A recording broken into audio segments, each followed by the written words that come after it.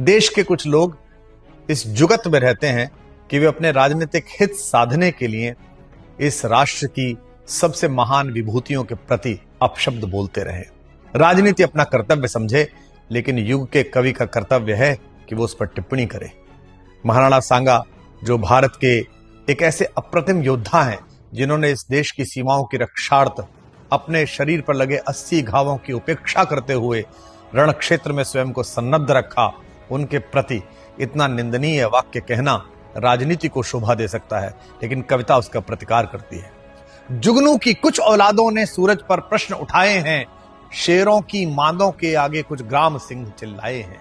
मेवाड़ वंश कुल कीर्ति कोश जिनके होने से दीपित है, उन राणा सांगा के घावों पर कुछ भुनगे मंडराए हैं। उनसे कह दो अब देश शौर्य की मुट्ठी खूब तानता है, उनसे कह दो यह देश महाराणा की ज्योति जानता है, इतिहास तुम्हारी सरकारों का बंधक नहीं रहेगा अब।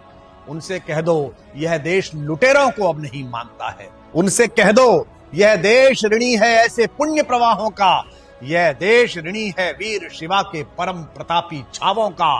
उनसे कह दो वे राजनीति का गुणाभाग घर पर रखें, यह देश ऋणी है महाराणा सांगा के 80 घावों का।